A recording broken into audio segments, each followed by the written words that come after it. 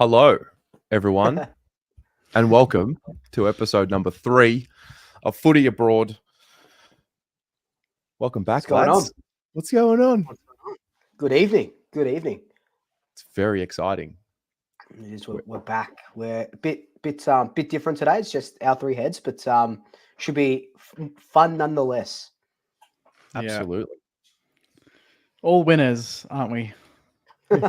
We are all winners. It's a long season, so you don't want to get too caught up in the week to week. But thanks to everyone for being here. Really excited for tonight. This is becoming it's so different.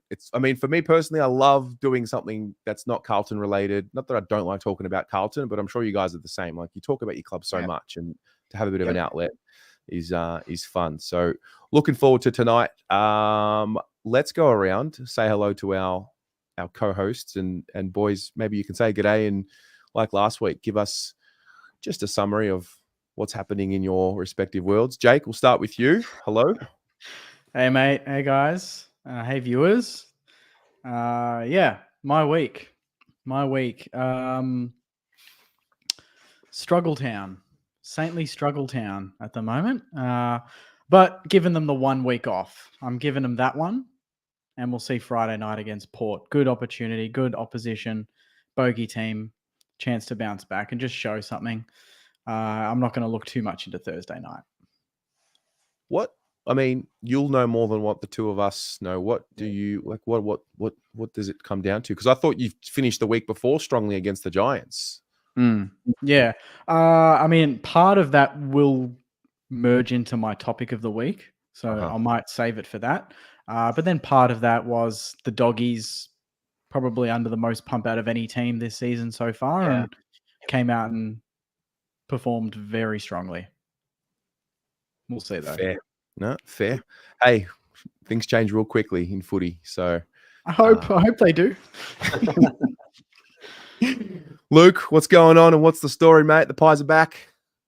Pies are back, but more importantly, Taylor Swift just released a double album, so I've been smashing that for the last few days. But no, the brutal Pies are back. I thought it was going to be a very long day in the office after that first quarter, and then we just switched it on. 5 or so minutes into that second, and it was good to see the 2023 Magpies back, albeit game plan changes a little bit. But against Port, who have been really well, they 4-1 to start the season. Bit of flat track bullies, but now it's good to get the win over a top 4 side as well. We went from 12th to 11th or something, so that's still not fun, but we're starting to get the ball rolling a little bit, which is really nice. Yeah. Is it too early to say the Pies are back, or did you see enough to say, yeah, that's us? That's our best. It's hard, like based on the last few weeks. So it started with the Brisbane game. We saw a lot in the Hawthorn game. We saw that we can go back to that thing where we just sort of close the game off if we need to. We don't have to score for 10 minutes. We didn't score for the whole quarter. And then, brutalizing a Port Adelaide side with they're comparing Rose and stuff to like Judd, Cousins, and Kerr. Like, you know what I mean? So kind of we're probably not super back. It'll be the footy media. We're probably not super back. It'll be interesting against the Dons on Thursday, but we're getting there. We're getting there. Okay, very good, very good. Well, yeah, my Blues performed well. I don't know if you guys watched the game. At certain points, I reckon when Kelly kicks his third in the third quarter, it just looked like it was going to be a bit too much, too hard, too many soldiers down. A little bit of that started creeping in. And then, the one thing we were doing all game, even though we were, getting beaten, was we were dominating around the middle, and then eventually kept going for longer. And lo and behold, we unleashed the old premiership quarter, is what the Carlton faithful are calling it, because that's apparently what it used to look like when we would just come out after halftime and find something. And it was electric. I've got to say, very few games I remember enjoying like that on Saturday. So up and about, but I've learnt my lessons. Don't call it too early. Just take it a week at a time, You get a bit of confidence. Giants were 5-0, right? So you get a bit of confidence playing them, and they were, like you said, they were sort of dominating. But you could see, Sam Walsh had 2 really good games, like back to back, which is insane. But when it's a player of that caliber, obviously he's got to sort of do that. But there's a lot to like about the last quarter and a half of the game for you guys. Yeah, absolutely. I mean, lots to like. Lots to like. But we're gonna have to consolidate this week. Big couple of weeks coming up. We've got the Cats this week, which we'll take 1 week at a time, and then next week's going to be a very interesting episode. Yeah, next fortnight's going to be very interesting. But we don't have to think about that just yet. Yeah, Saints North next week too. That's huge. So massive show. Yeah, massive. All right, let's begin. So for those of you watching at home, obviously we don't have a fourth tonight. So what we're going to do is we're going to go through the usual run sheet.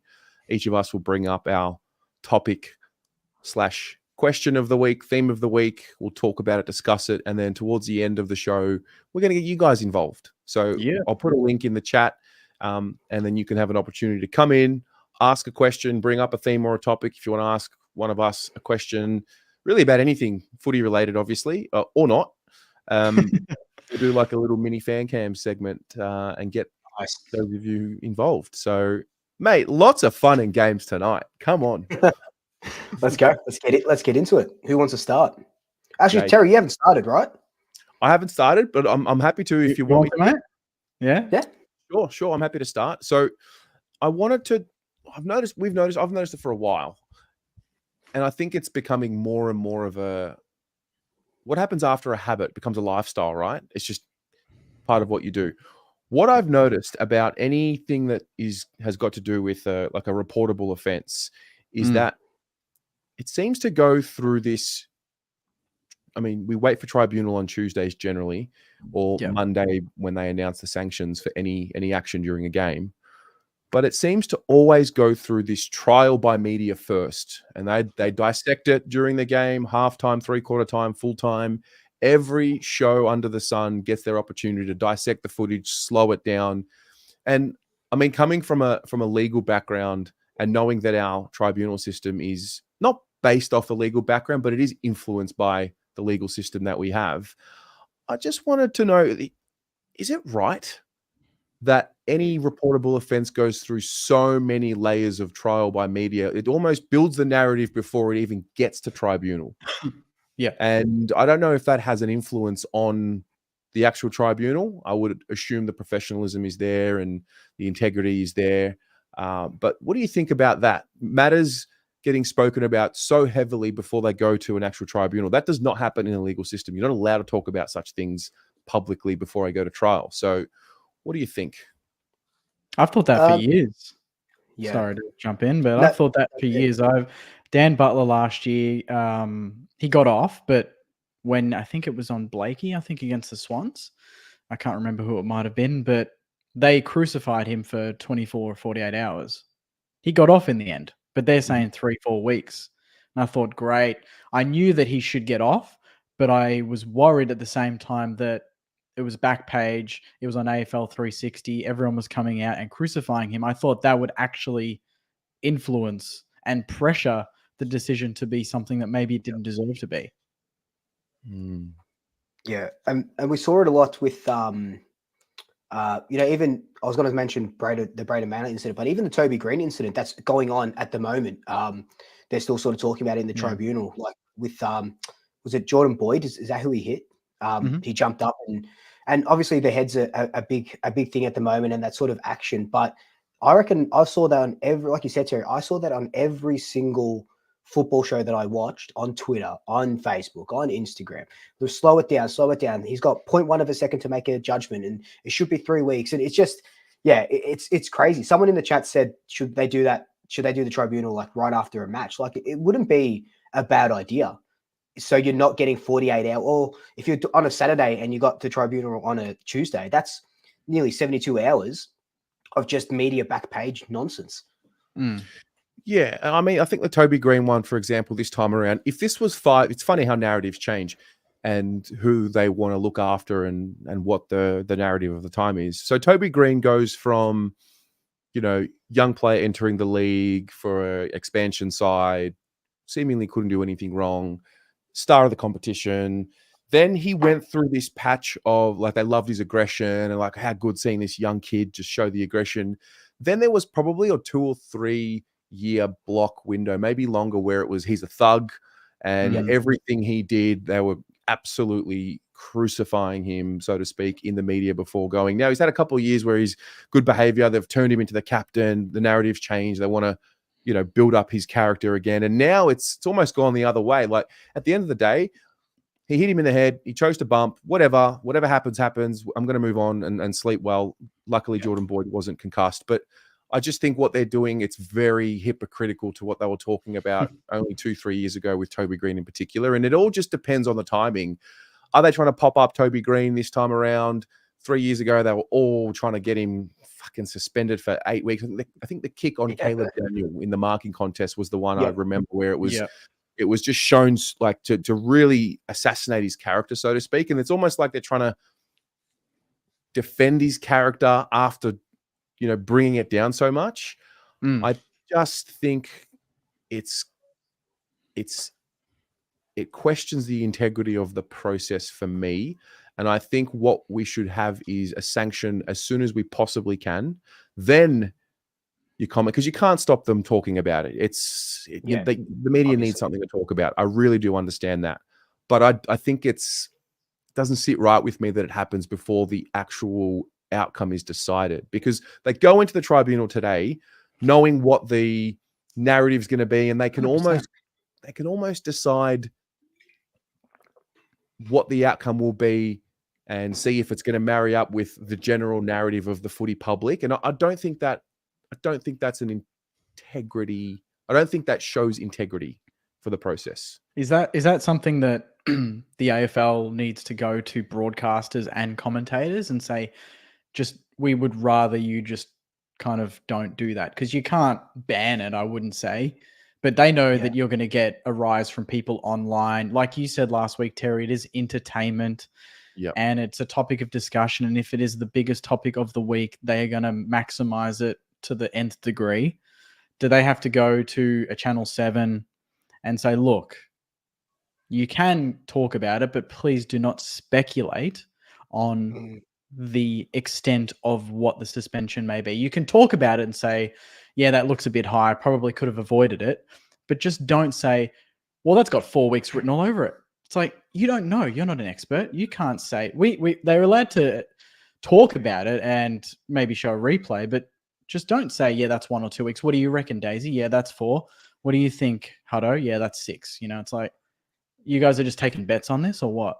Yeah. And with that as well, kind of like what you were saying about Dan Butler last season, if everyone said that Toby Green incident was 3 weeks, and then, you have people sort of on social media agreeing, saying, yes, 3 weeks, 4 weeks. And then if he gets off tonight, because they're disputing it, there's another uproar, and then there's more headlines. And it's just, we'll never win. We'll never win. It does generate, and someone keeps saying it, it does generate a lot of clicks. It does generate a lot of traffic for the AFL and stuff like that. But I think the biggest point of contention, and they've been saying this for a while, is just getting rid of Michael Christian's role altogether. What do you guys think about that? Could not agree more.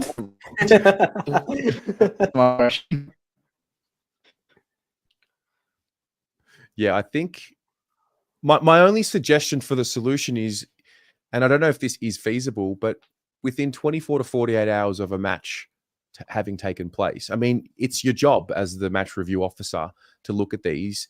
Are they going along with their weekends and waiting till Monday to look at it? I would assume they're looking at it pretty much straight away. So I don't see why we can't get an initial finding within 24. Let's just even push it out to 48 hours. And then I think some sort of a directive to say, I just think we've gone too far into the trial by media before it goes to trial by tribunal. And, you get to halftime. I mean, whatever the incident we're talking about, if it's before the half, you just know John Ralph's going to go up there. He's going to say, oh, it's careless, medium impact, blah, blah, blah. He's looking at 4 weeks. Well, is he? How do you know? Yeah, no, I agree. I would love something, and we've just lost Jake for a second, but I'd love something 48 hours straight after. It just kind of makes sense, really. Like it needs to be straight away. So you stop that. You're not elongating it. It happens on a Thursday night. You have to wait till Tuesday to go to the tribunal because you want to.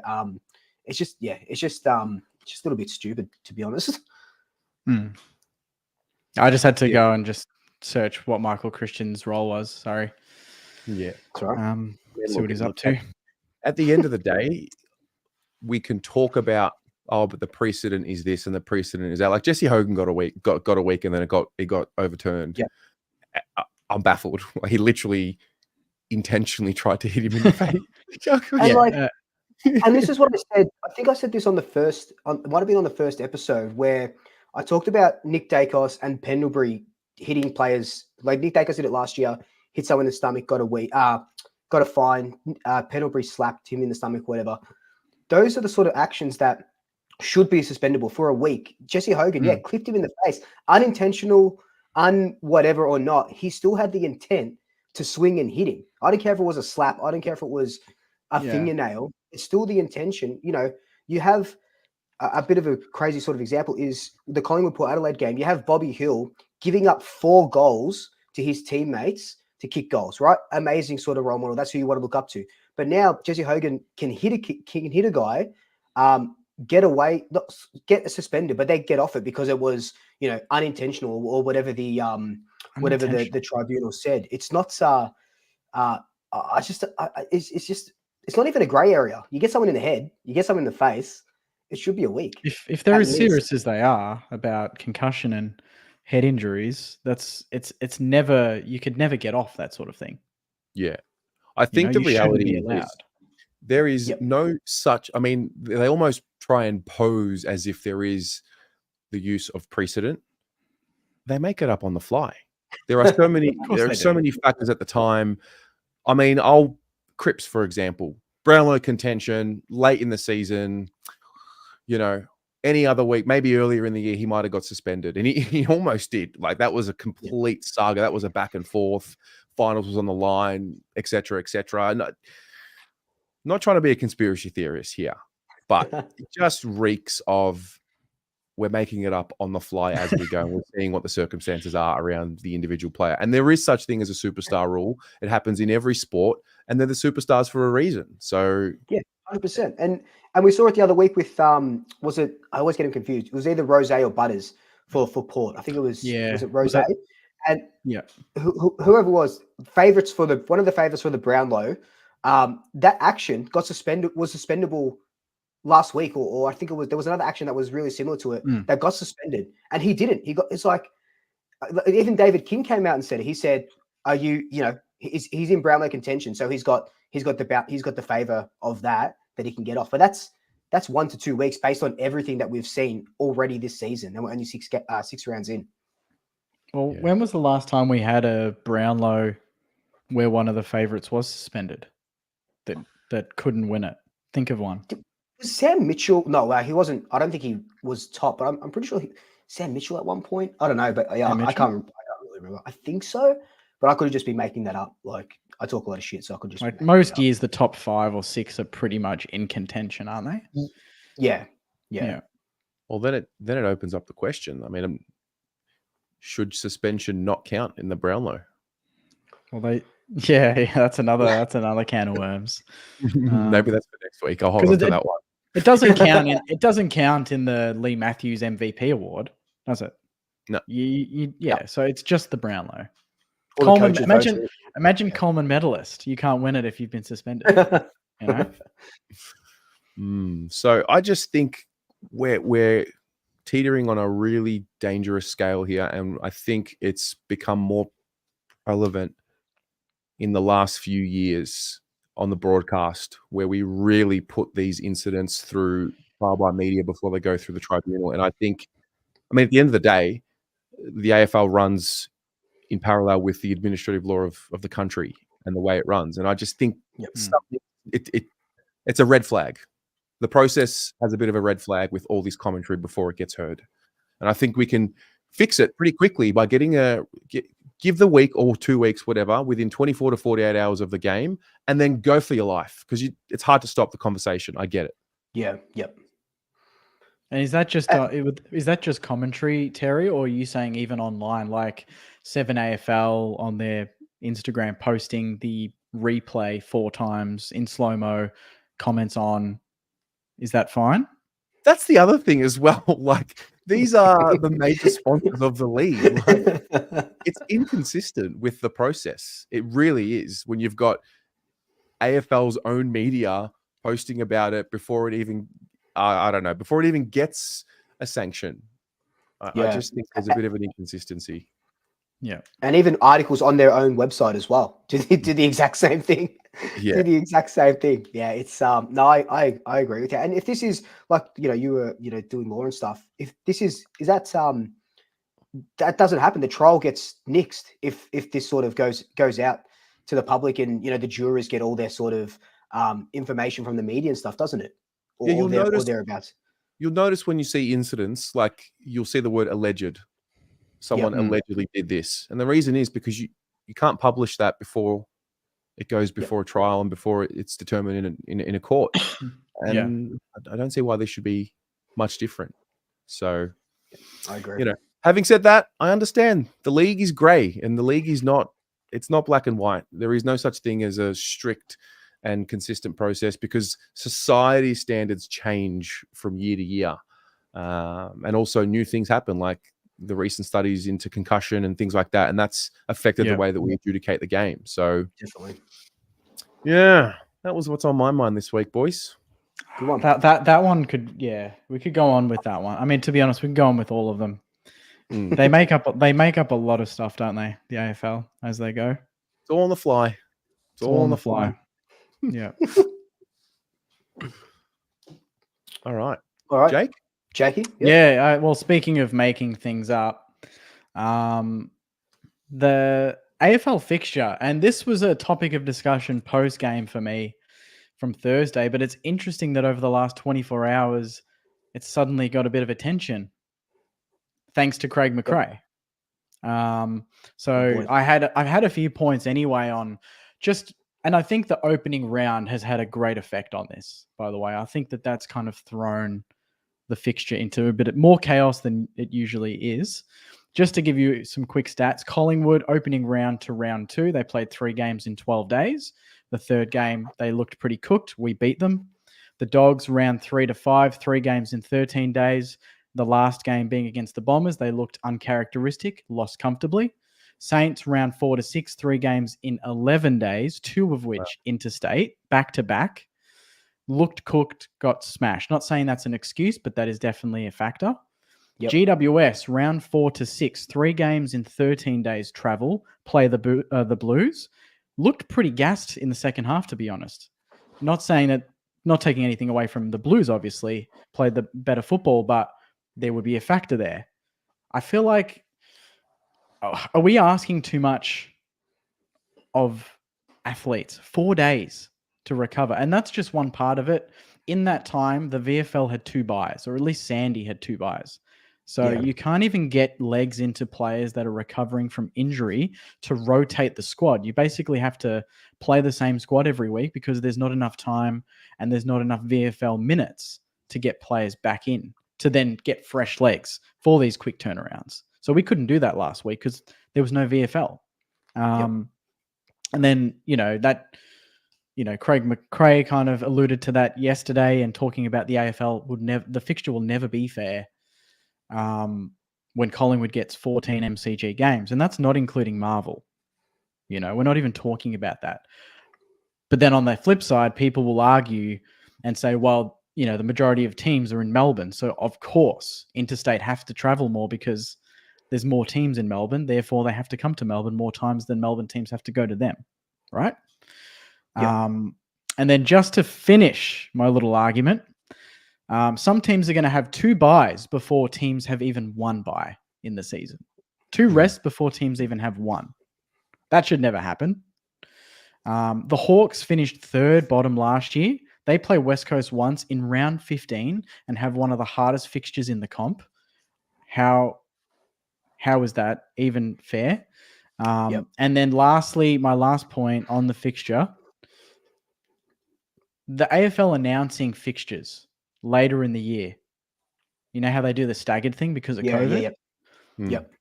That's shocking from a fan perspective. It leaves absolutely no time for people to organize leave, to book cheap accommodation. They can only do it a few weeks out, which is by then the demand's high, the costs are high. There's no cheap flights.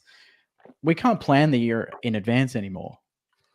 So for me, the fixture is just chaos, and those are my points. But the big one is mainly the 3-day, 4-day sort of turnarounds for teams. I think that it's going to come. It goes around to all teams, and people say it evens out at the end, but it's not. It doesn't. It actually doesn't even out at the end. That's a cop out. Collingwood will always have the biggest advantage in football. What's the way around? Do we need to get to 20 teams so then we can actually do the home and away thing a bit more? Is it because we don't have 20 teams that hurts us? Do we need more gather rounds like we talked about to have more neutral venues to break up that sort of, instead of Collingwood play 14 MCG games, have a gather round 3 times a year? That's 2 less MCG games for them, more neutral ground to play them on instead of playing them at the G. What are the solutions to making it a bit fairer across the comp? That's a lot. A lot Sorry, of I know. yeah. I better write some things down here. Yeah. Hang on a second. Well, I couldn't just shit can and say it's unfair. I wanted to back it up a bit. No, 100%. No, I'm saying it's a lot, but I agree with every single point that you're making. I remember after we got done by the Saints, I tweeted, and I don't know why I even tweet anymore. I just got fed up, but I said, I always say, other Saints playing good, but three games in 12 days is crazy. And 2 of those games, one was in Sydney, so that's fair enough. Then we come in and we play 2 at the G or whatever it was. And Craig McRae said it yesterday, and he's been saying it for the last couple of weeks, and Damien Hardwick sort of agreed with him. A 5-day turnaround in between games, you don't have a chance to really go into your game plan and see what's stuffing up and see what you need to fix. So those first 3 games where we tried something really different against the Giants, we only had 5 days, or even less, because the players get a day off the next day, right? So it's 4 days, but then they have to have a recovery at the gym. So then it's 3 days, and they only get 1 main training session. So you have to fix your team on the fly. And we were seeing that for the first 3 games because we started really poorly, got a little bit better, and then obviously we go and beat Brisbane because we had 7 or something days in between. But I agree that the fixturing, and I've been saying it for a long time. I would love it if we could get 36 games or whatever it is, play each team twice. Never going to happen because of all of this. It never going to happen. But I was even saying it last year where some teams played other teams twice before Collingwood even played another team once. I think we played Gold Coast right at the end of the season, or someone right at the end of the season, but we had played Adelaide twice at that point and another team twice at that point. Like it really doesn't sort of make sense. And when you're talking about the fixturing and being hard and stuff like that, Port Adelaide, they finish in the top 8, or I think they finished the top 6, whatever they finished.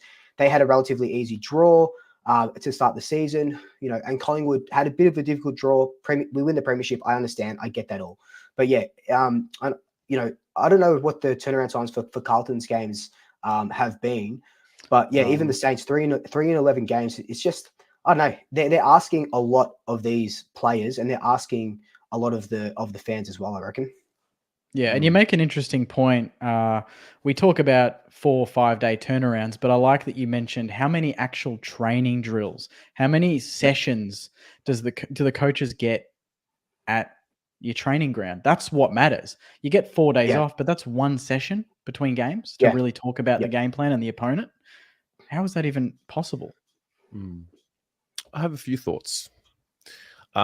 First of all, the answer and the solution is be better.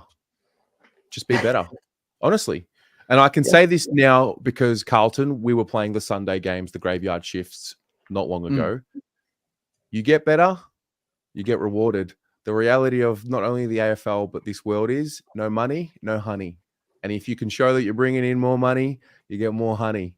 And that's just a reality of life. Carlton had a finals berth last year. This year we've been put in, lots of primetime slots because the fans show up. We sell a lot of tickets. People are watching us. People are talking about us. We are just one of those clubs. Is it fair? It's probably not, but nothing's fair. I don't know if it all evens out perfectly in the end. It doesn't. It is imbalanced, but everyone's got some level of imbalance at some point. Carlton at the moment are going through this really interesting run. 7-day breaks we've played. We're about to play our third game at 4:35 on a Saturday in a row. Then we'll get a 6-day break against Collingwood. I'm pretty sure some point, I think it's between round 10 and 13, somewhere in there, we get our stretch of 3 or 4 games in that short amount of time. We're going to get ours as well. I think it's just one of those things. And I think that's what makes a premiership so special, because the team that has to go through all the bullshit, all the trials and tribulations, all the challenges for different reasons, really earns a premiership. I mean, Brisbane, such a great team during the season. They don't play many games at the MCG. Is it fair? It's not, but it's also unfair that they get to play so many games at such a home ground advantage. Geelong, the same. But if the MCG, it's just one of those things. It's so imbalanced. It is. And is there such thing as a fair and equitable competition? Because we moved to the MCG and Marvel for Melbourne games. We don't have our local grounds anymore. We didn't keep investing in that. So it's hard. I just think, I don't know if it evens out, but eventually everyone cops their harsh time with the fixturing. Now, a team like, St Kilda, on the rise, sort of, most people probably have them in that 6th to 10th bracket before the season. You're like on the precipice of just going to that next level. I guarantee you, if you finish top 4, your fixture will look a lot better. You won't be playing gather round games at Norwood Oval. You'll be playing at Adelaide Oval, and you just you get rewarded. And that's why winning is so important. Collingwood, I mean, I've got heaps of Collingwood mates, but one in particular was telling me about, haven't played at the MCG that many times in the first 4 weeks, whatever. I'm like, yeah, but you play 8 of your last 9 games of the season at the MCG. So it's going to come back, Yeah, 100%. We get that. We get, I think in the second half after the bye, we travel to the Gabba, and then everything's at Marvel or the G. I think 8 of our last 10 are at Marvel. Right. So a second half of the year does even out. And you said, Terry, at the start to be better, and that's exactly right. We know Kangaroos aren't going to get these sort of deals because obviously they're the Kangaroos at the moment. But on the flip side, which is kind of what I was saying, the premiership, the team that wins the premiership always gets that harder run because they've just won that sort of the premiership. So they get, even though it's 1 week, but let's just say it, they get the shorter preseason turnaround. For even though it's a week from the prelim, we play that round 0, then we wait 5 days, and we play again against Sydney, then 5 days again. So we're getting prime time slots, and that's what you want. We generate lots of money, like Carlton generate lots of money, 70,000 plus every sort of week. Understandable, big games. But again, the flip side is even if you are playing these big games, you are getting these small breaks. Thereabouts. And there was some comment, El Paso's most wanted. that's just been commenting. And I understand where they're coming from, saying if we won, we wouldn't be complaining about this. But I don't think, in my opinion, when I sort of mention it, and Jake, you might be the same, it's not so much about the wins and the losses. It's about not being able to fix the shit that we're seeing. Like Collingwood shit at the start of the season. And we just didn't have that enough time to break it down, fix it. We only had 1 main session to fix it, or whatever that may be. Just not enough time in between jinx. And then we have the bye before the Hawthorn game where we were gassed, right? We were absolutely gassed. So we went to opening round, 2 games at the MCG, flew up to Brisbane, flew down to Adelaide, gassed against Hawthorn, just beat them, have a bye, and then come out and brutalize poor Adelaide. Like, you can see how beneficial the buy was, not even to like battered bodies or anything like that, just to get whatever it is, 12 days to work on, okay, here's the fundamentals that went really wrong. Here's how we fix them. And yeah, I think that does really help. And I'm not making, like you said, I'm not making excuses for Thursday night.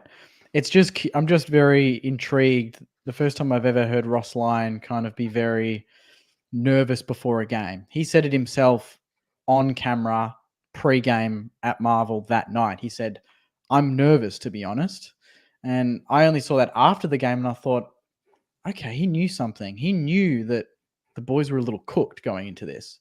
And I mean, you think about the week before, we finished like a house on fire against the Giants. So we threw everything at them in that last quarter. We ran on top of the ground. If we pinch that game, but then get cooked against the Dogs, you kind of go, I'll take that 3-3. We just beat the Giants. We come back. We're a bit fatigued, but we fell that 1 point short, fly back home, 4-day turnaround. We play on the Saturday. We fly back Saturday night. We play the Thursday night. And then you show up like that. So, I mean, you're right. Be better. And I've always been that case. I've always said it doesn't matter. I don't like to use excuses. But how many, like, the facts are there. If you play 3 games in under 14 days, so far, every team has lost. Yeah. Is that a coincidence? I don't think so. Do you think it's because we are really pushing for these Thursday games every week, which I love Thursday footy. Yeah. I love Thursday footy because I just too. love more footy. We've got a Wednesday game tomorrow. I'm so happy because the week's just all set. So the trade-off is, more content in the game because this is a business, the way I'm looking at it. Yeah, of course. Rather than having an overlapping game on a Saturday that plays at the same time, if you can get one game played, one after the other during the week, you're going to take it. And I think maybe if we talk about the balance going into, well, this is what's going to generate more viewership / revenue for the league and the clubs, they're going to do it. But the trade-off is you get fixturing issues like this. Yeah. And like some people suggested on Twitter, maybe if you're doing the Thursday night game, at the very least, play 2 teams that played the same day the week before. So it's even. The Dogs played on the Friday in Melbourne. We played on the Saturday in Canberra. And then you put us both on the Thursday. It's like pick a team that's on the Saturday. There are other games and then put it on the Thursday night. So at least we both get the 5 days or whatever it is. And then at least on that level, it's even, but at the end of the day, I'm sure it's, it's not an excuse for losing, but it's, I just thought it was interesting. It's a factor though. Yeah. The president came out as well and actually sent a letter to the members and almost reiterated, we're on a journey and it's not just about this year. Get to the game. We need you there. The players need you there. And I'm like, round five, we're sending the president sending a members sort of email. Very interesting. And then Ross says what he does. I'm like, I think they wanted to kind of try and soften the blow. They kind of expected something like that, which I've never seen before in my time. Yeah. Yeah. The life lesson. No money. Clearly, there's no money. Put it on a money, t-shirt. no honey. I'm telling you, no money, no honey. I mean, we've played 2 Thursday nights in 6 weeks, so I can't be too upset about that. We've won 1, we've lost 1, and now we back it up with a Friday night, so we've got prime time again. Baby. Prime time says footy, mate. Let's go. Against Port. Actually, fun fact, this is how messed up the fixture is. At least this is one thing they got consistent. This is the 3rd time, our 3rd year in a row we've played Port Adelaide in round 7. First time, I think, in 45. Really? First time in 40 to 50 years that the same teams, the same time of season are playing each other. Fun fact. That's a deep cut fact. That's crazy. Yeah, I saw that somewhere. Doesn't add any value to this topic, but I thought but it's good. It's a good fact though. One of the most fascinating things when I talk to people who are not from this country about this league and about one of the common themes, if I'm talking to people who work in sports clubs, the first thing they say is they don't understand why we have so many Melbourne teams that play their home games at 2 stadiums and like, why don't we have our own stadium? Like they are mind blown by the fact that we went away from our suburban grounds. It would have been so cool. It's too late, isn't it? It's too late, right? Heaps late. But I would love. I think the council, Yarra City Council, I think it is, own Vic Park. But I would love that. Just a 50,000, not even 45,000 boutique stadium. Only play Gold Coast there. Only play fucking the Giants and the games that are not going to get more than 40,000 at the MCG, and just pack it out. Like how nuts would it be? Like like Waverley, like Icon kind of does it, but then they've got that big sort of thing there, so they can't really do that anymore. But Icon, they do it well for the AFLW, and it'll just be. And you were saying it, Jake, the other day about RSEA. Like it'll just be, and use the MCG for the marquee games, obviously. But Collingwood and Saints shouldn't be at the MCG if they're only going to get 50,000. Should be at a small boutique. Vic Park, RSEA would be. That's another topic, but that would be insane. Would you prefer that? I mean, Luke, I'm assuming you like playing at the MCG. Yeah, Jake, but I'd love my own stadium. Yeah. Okay. Jake, would you prefer to play the Pies, for example, at the G? Right now, at Marvel or the G? I guess in general, Yeah, I love playing at the G. I think we need to play more games there, not less. We only play 2 or 3 a year there, if that. So if we take away from that, I mean, that's where finals are played. That's where the granny is. Wouldn't mind getting some more games there. And I think, depending on the form of the teams, we got nearly 70,000, I think, in round 2 or whatever it was. So yeah, we're not getting 50. We are always going to get more. Yeah. But I get what you mean. Yeah.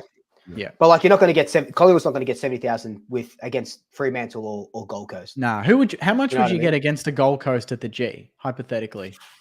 45? Yeah, depends what's happening. 55. Yeah, 100%. Let me.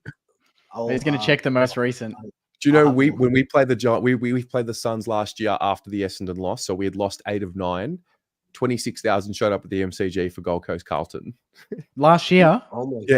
Yeah. Really? Everyone had jumped off. Everyone had given up on Carlton. Yeah. The fans had had enough. They were like, but to be fair, like we were at our fucking wits' ends, mate. Like it was doomsday. So we got 27 last week against the Doggies on the Thursday night, and apparently the trains were screwed. 27? 27, and the trains were screwed. So a lot of people didn't get to the game. So I reckon they probably would have got 30, but I still think that's not a win. Two Melbourne teams on a Thursday night. Are you joking? I agree. I think we're getting 40. We had 46 at Marvel against the Crows. We had just over 40 against the Giants just now. That's great. You've got to be pushing over 40 in order to, because the next deal's, or for us, our agreement with the MCG. I don't know if that's everyone's in the same timeline, but our agreement with the MCG is coming up at the end of this year. So we need to get 40 plus minimum at every Marvel game in order to even try and get an extra MCG game next year. Yeah, I'm still surprised the MCG is not your home ground, to be honest. I mean, it is for 6 games. We have a split. I think it's 6 and 5, Okay. Yeah. So, yeah. Also, one more thing. Also about the you mentioned the fixture, how we do like the floating fixture. Again, it's. Would you rather have the fixture? I do take your point. You want to be able to plan your year from the beginning. Would you rather know the fixture from the very beginning, or if you know where the season's going and you know that there are dead rubbers that are going to be, you want to prevent dead rubbers is what I'm trying to say. I actually don't mind the fact that we get an opportunity as a league at the midway point of the year to schedule certain games at certain grounds when you kind of know finals contention is going to be there. I think it's unique. I don't mind it too much, but maybe because Carlton are a better team now, and maybe that's better. Yeah, I think there's a bit of that, but also I just miss the days 15 years ago. You'd get the magnet, you put it on the fridge, you're like, that's the bloody year. Let's go. It doesn't matter, dead rubbers. Back then, did we really give a shit about dead rubbers? Honestly, footy was footy. You go every week, you turn up, you support your team. It's not picking and choosing. Oh, they're going well, let's piss them off. Let's put them Thursday. It's like, no, let's lock them all in now. Season is what it is. But, winner takes all. Just leave it. Like, I get that some parts are curated and it's a business, but leave a little bit off. Just don't need to control everything. They control every layer of it. We talk about the tribunal. We talk about TV, commentary.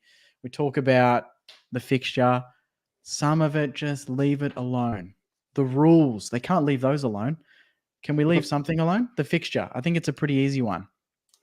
Have any of you guys actually watched that? How they make the fixture with that Canadian dude? I haven't seen it yet. Yeah, I haven't seen it. Nah. After this, I'm going to go make a coffee. I'm going to jump on the couch and I'm going to watch it because now I'm so interested to how this Canadian guy does the fixturing. It's algorithm. It's an auto generator. Put the team names in and hit a button. But Norwood, what is that? All right. There's so many inputs. There's so many variables. Like Carlton, for example, we know that we play Collingwood, Essendon, or Richmond, at least one or two of them twice a year. Like you kind of have to. It's just kind of, it's just the way it goes. In particular, this year, both teams going pretty well. You want 2 Collingwood Carlton games. Is it fair? It's not. But 90,000 people at the MCG, like the AFL's not saying no. I don't think we've played Adelaide. I don't think we've played Adelaide at Marvel since 2021 or something. Wow. Like that shouldn't happen, right? We always go to Adelaide Oval and play there, and we always lose. So I wish they changed that a little bit, but it's just like there's certain fixtures. We hadn't played the Saints. We hadn't played Sydney since 2014 at the MCG. It was always up in Sydney until last year. Last year was the first game in like 10 years or something crazy like that. That we played him at the MCG. So it is the fixturing is. It's because they want to grow the game over there, and they know you've got fans there, so they're never going to take that population and bring it here when they can fly up.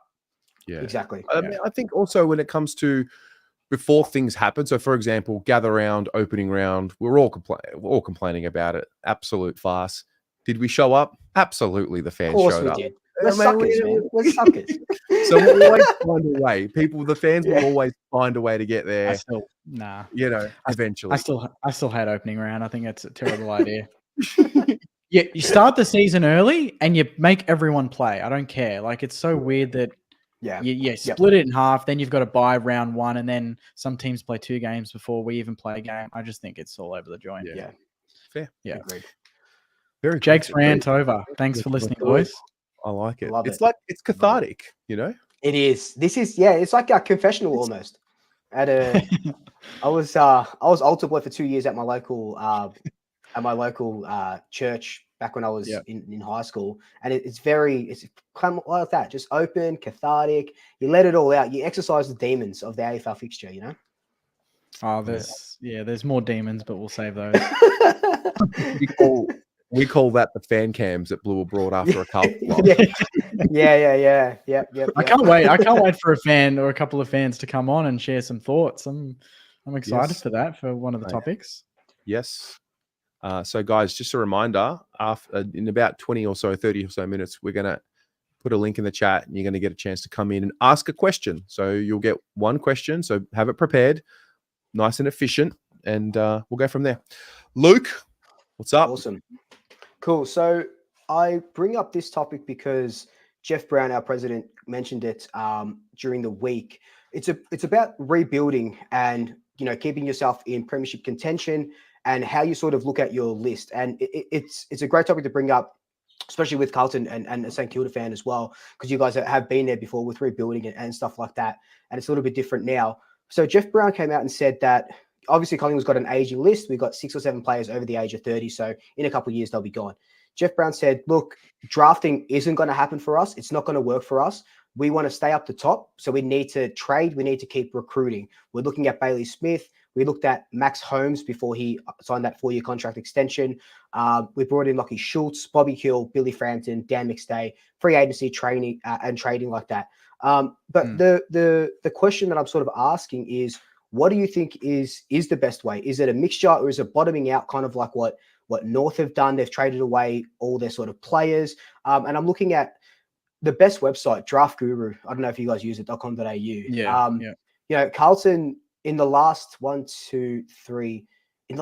or we'll say 4 years since 2020, you bring in Fogarty, Sard, Williams from trades, let's say, in the free agent, Adam Chera, Lewis Young, George Hewitt, Akers, and then Elijah Hollins and Fantasia this trade period. So there's a lot of mature age talent coming in because you've already got your draft picks, and now you want to keep in that sort of contention. And the Saints are kind of a little bit different. You bring in Dow and Henry. Zane Cordy last year, but you guys were very much in that first round for the for a couple of your picks. So you haven't been bringing in those big names besides like, Crouch and Higgins. But where Collingwood's in this weird, not predicament, or I guess it's a predicament because now we've given away our first round draft pick this year to Fremantle for Lockie Schultz. So we're hoping to finish top 6 at least. So it's not a, it's not a bad pick. Sorry, it's not a good pick for them. But now, there's going to be on trading picks soon. We want to bring in maybe a Bailey Smith type who's 23 into the midfield. So we're going to have to trade. So we're not going to get these top 10 picks, top 15, top 20 first round picks without trading these sort of players in. Like Geelong, Adrian just said it here. Geelong do it so well. Probably the best in the business for it. Sydney do it really well as well. What are you guys? What are your sort of thoughts and how your team's going with this sort of thing? Depends on the needs, right? Depends on where you're at too. So like North's approach versus Collingwood's approach is going to be different because Collingwood are looking at it going, we've just won one. They reckon they can get 1 or 2 more with the players that they've got with a top up of experience.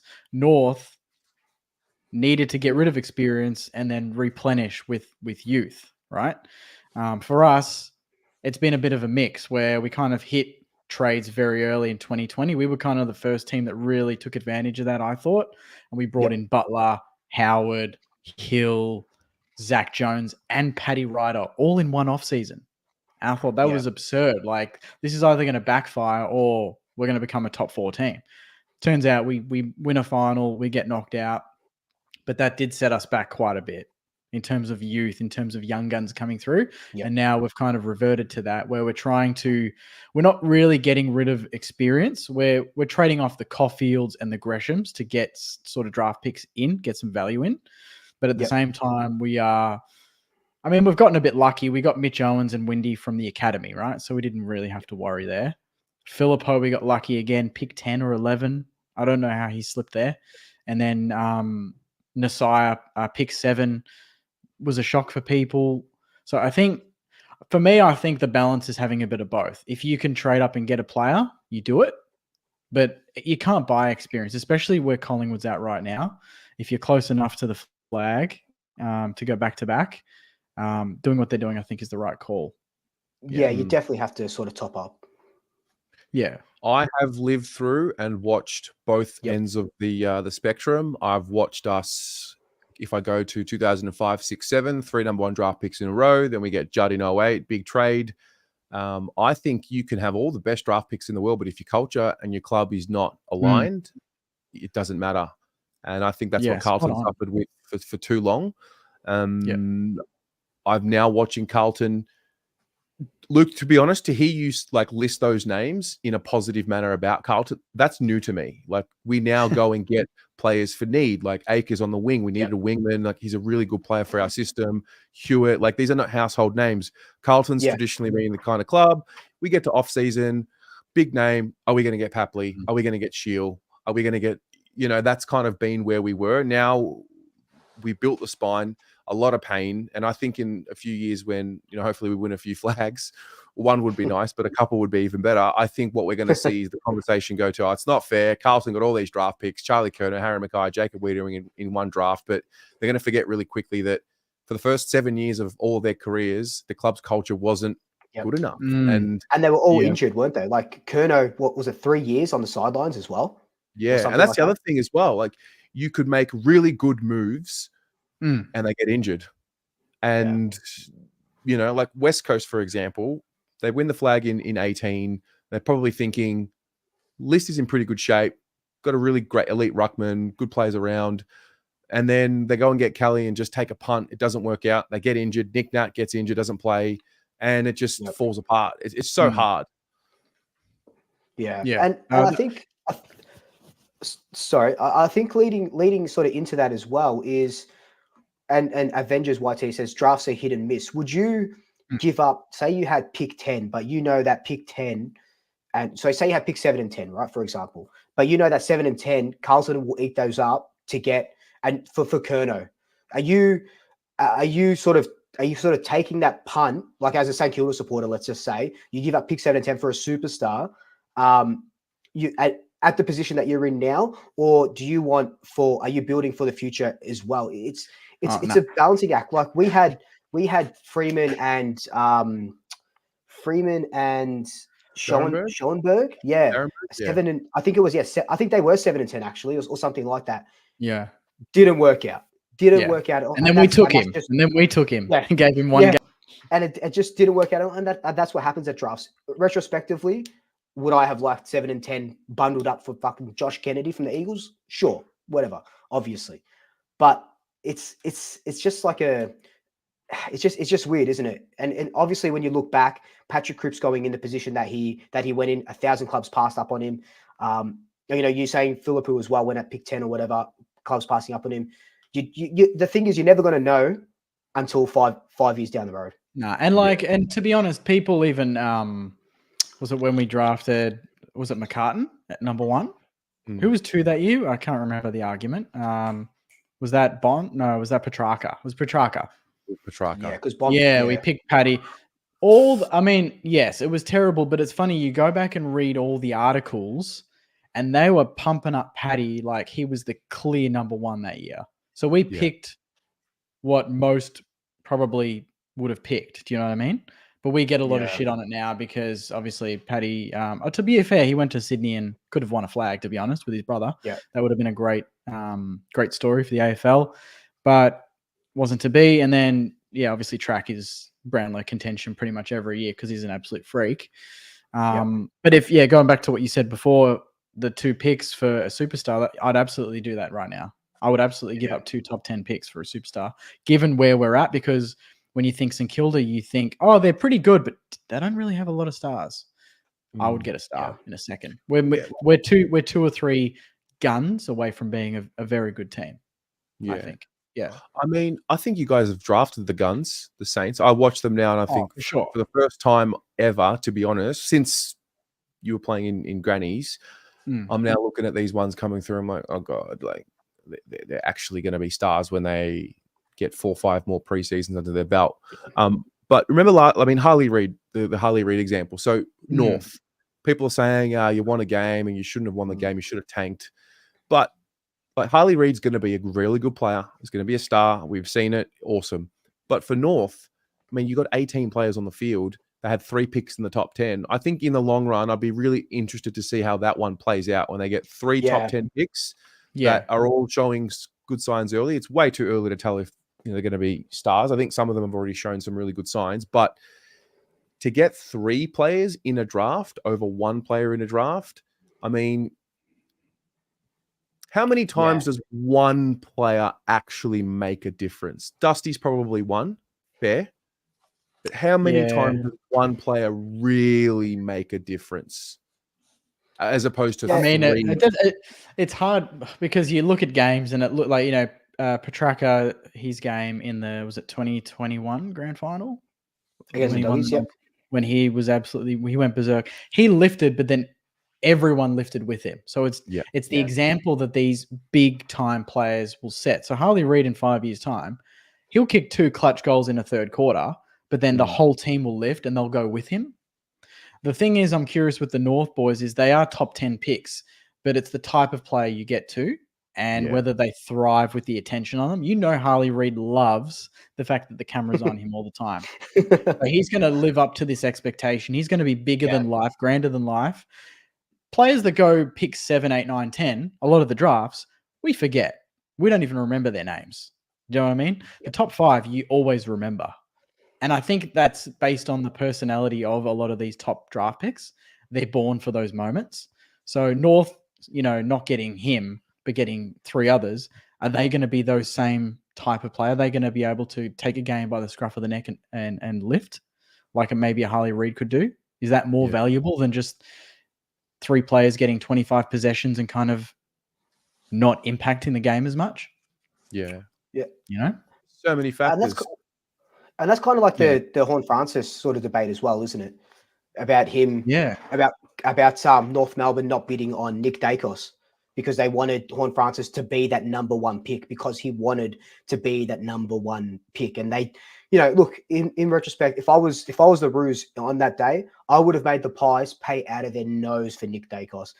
irrespective of if Hornfront, we're going to pick him anyway. We'll pick him at number 2. I would have made them trade so many of their picks to get enough points that they needed. And he goes pick 4. Like, obviously that's a steal for us. That's awesome for us. But I would have, but again, it's that who wants to thrive on that number 1, and they want, and Horn Francis really wanted that number 1 tag. And now he's doing it at Port Adelaide, which is amazing for him. Getting out of the limelight, he's doing it so well, and he'll be really good. But it's it's a good little thing to sort of look back on in 5 years. Yeah, and you mentioned Sydney and Geelong, they do it so well because of the culture that they've built pretty much over the last 20 years. It's unmatched in this space. You look at West Coast and then you look at North Melbourne. They polar opposites, where North have gotten rid of all that experience, all this youth. You can get all the top 10 draft picks in the world, but if they're coming into an environment where there's not a 250, 300 gamer that puts them under their shoulder and goes, let's go, I'll show you the standards that you need to meet for the whole career. Look at West Coast. They do have a lot of experience still. Elliot Yo's come back and he's leading from the front. He's looking good. They've still got some of these guys on every line. Barras, they've got all these players that have been around. Harley Reid can come in. They can draft. Who'd they get? Was it Elijah Hewitt as well? He looks pretty good. I think that's him. Are we looking at that as an example of like the Geelong Sydney mold, to a lesser extent for West Coast? Obviously, they've kept the experience, drafted him, versus North, who have drafted youngsters but have no experience. Yeah. That was the chicken and the egg discussion for Carlton for many years up until last year, because Murphy, Gibbs, Cruiser on the out, they never really were taught how to win, or they were just really talented players. Cruiser was very injured, and then there was this cycle because Cripps had come through. He was learning off guys who didn't know any better about winning, and then Walsh came through, and then I started fearing that we're just going to keep rotating these talented kids that are going to come into the environment that has no idea about winning. We were talking about bringing Luke Hodge, bring in premiership players from Richmond, because you want to build the standards. And there's so many elements. You got to draft the right kid with the right attitude that fits your culture. Your culture's got to be tip top. Your development program's got to be tip top. You got to be aligned from board level fans to play. It's so hard, Yeah. Brisbane did that. Brisbane went from bottom 4 to top 4 over the course of 2018 to 2019. And then I feel like there's no coincidence. They went for Luke Hodge, didn't they? Or was it Luke Hodge? Luke Hodge. They got Gunston as well. They got all these experienced heads in. And I think it was because they're like, great, we've skyrocketed from top to bottom, but only a year ago we were getting pantsed every week. We need that experience. We need that level head. People that have actually gone and won premierships in the 4 walls, so that we don't lose the plot here. I feel like West Coast, North Melbourne wouldn't hurt to look around and get a few experienced heads in the off season if they can. Yeah. Spencer, he Druzy. Is he all right? He'll be back. Welfare check. Not this week. Yeah. Some of us turn up after a bad performance, but not all of us, sadly. I have another Can I have another question? Just a real quick one. We spoke about it in the group chat. What was a review or a show that you guys have done in your experience now in your careers where it was a bad loss and you were really like not looking forward to it, or it really hurt you and you're like, I don't think I can do this? Has there ever been anything like that for you? Any game like that?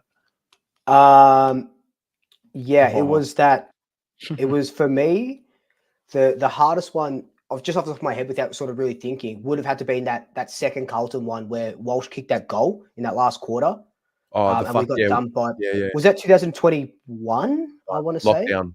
Yeah, lockdown. That was mainly because I went on with Pom and watched that, but that was that was really hard to sort of back up. Right at the end of the season, it's like, what else can I say? Like we played shit, and from the start of doing the channel, I was always like, and Dad always told me, look, if we play shit, you got to find positives. But I was like, there ain't any bloody positives in that game. Let me tell you, it was just, and it just had to be a Carlton loss as well.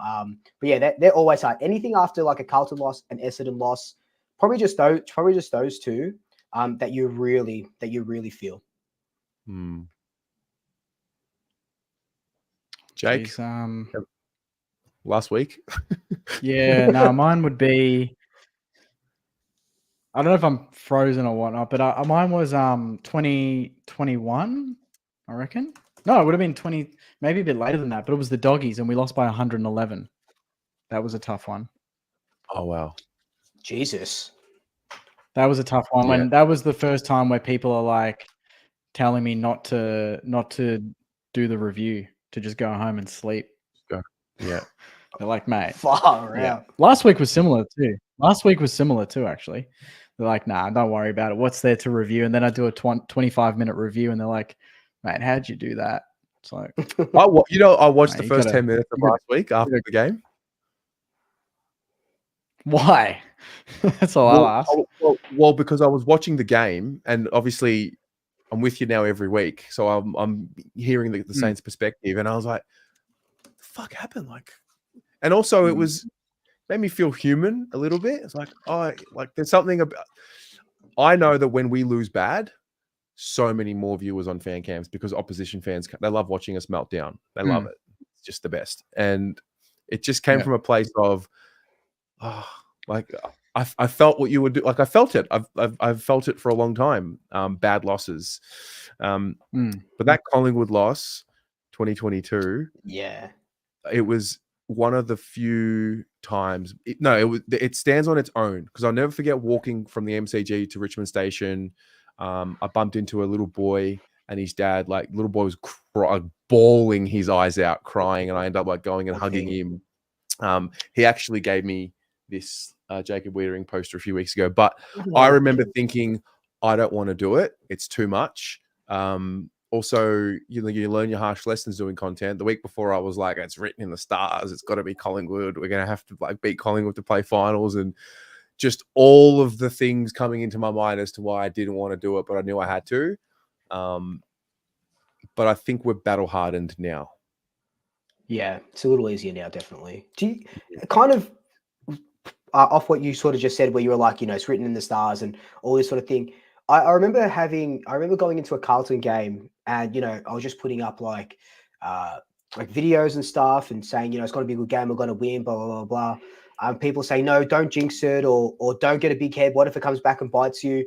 Do you kind of care about that anymore? Like I used to be like, do you still care about that? Oh, okay. Okay. Every time I get too confident, we lose.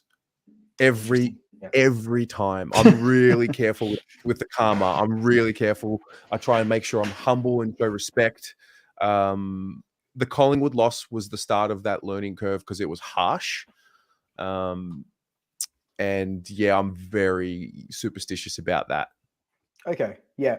I guess superstition is sort of a big thing about it. What about you, Jack? Like, I think that's to me, it's kind of like the fun of it as well. Like, like not puffing out your chest, but being confident because you won't really enjoy the build up. Like Anzac Day, I'm gonna put a video together of all our previous Anzac Day wins and stuff.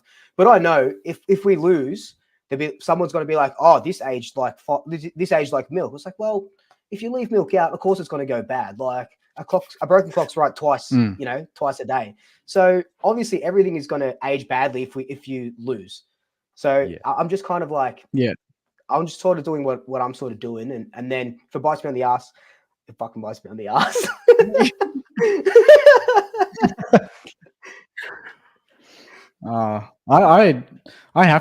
I like being confident because it triggers a lot of other AFL fans because they're not used to a confident Saints fan. Why do you go for the club? So from my point of view, I like it because I feel like Saints TV is a little bit of a disruptor sometimes. Like, how dare you think you can win this game? And then we do go and win it, or we don't. But it's like, I'm still going to go into it and back us. I believe we can win it. I'm not going in. People will say you're one-eyed, and that's like, what fan isn't? Honestly, like, are you joking? Yeah. Like, but I'm not going to go there and just say, oh, nah, we're Saints. We're a small club, one flag, whatever. That's a shit mentality, and that's what we want to get away from. So I want to be able to exude that confidence that hopefully will then kind of run through the rest of the supporter base and then the club as well. So, I mean, it bites me in the ass more times than not, but it'll come around one day and I'll look good. This week, Porter in trouble. You heard it here first. I like it. I like it. Okay. So just before we continue, did I glitch a lot in that period? Just a once. little bit, yeah. Just once? Okay, Yeah. yeah, the internet's been a bit dodgy. It's all right, mate. We call that Joe's Wi-Fi here on Blue Abroad.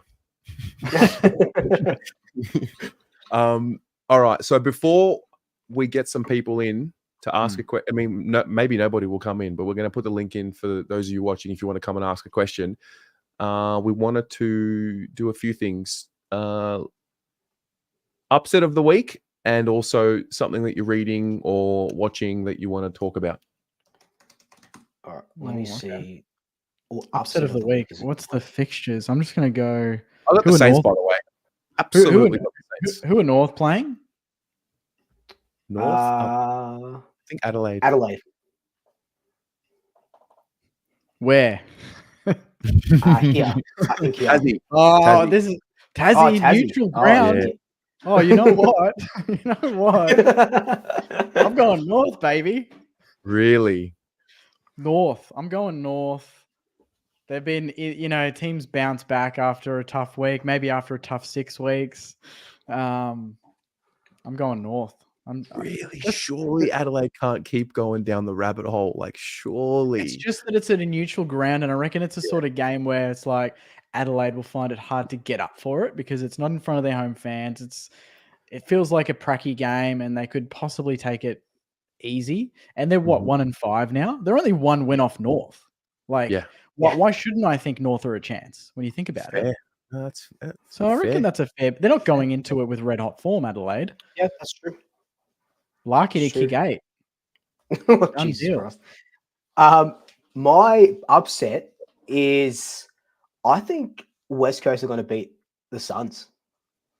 I think they've got a nice bit of head of steam at the moment, and the Suns getting smashed by Sydney. West Coast are 2 wins already, so they could leapfrog a couple of teams. I don't think Brisbane beat the Giants, so they could even leapfrog Brisbane. And Gold Coast, shit. Yeah, shit. and Gold Coast, for all the good that they've done, they're still Gold Coast, right? They're still that one game where kind of like last week, and I think it'll be this week. But yeah, T Mello makes a good point. No Harley Reid, but I still think they but I still think they get up. I don't mind that. Yeah, I would be shocked if the Saints don't get within a kick or 2 of Port Adelaide this week. Yeah. I would be stunned. Ross Lyon has a very good record against Port in Adelaide for some reason. Yeah? Yeah, like even, I mean, these were the years we were very good, but we'd go there and they'd be second and we'd be first or whatever, and we'd flog them. But I mean, it's different times now, so it's and they're coming off a loss. I wanted them to beat Collingwood because I wanted them to maybe to get a bit overconfident, but they've been humbled. And when you verse a team like that that's humbled on their home deck and they see us as an easy kill, it's always a little bit of a tricky one. But I like it. Okay. I agree. Yeah. There you go. And something we're watching. Yeah, something outside of footy. You're watching, listening to something. It's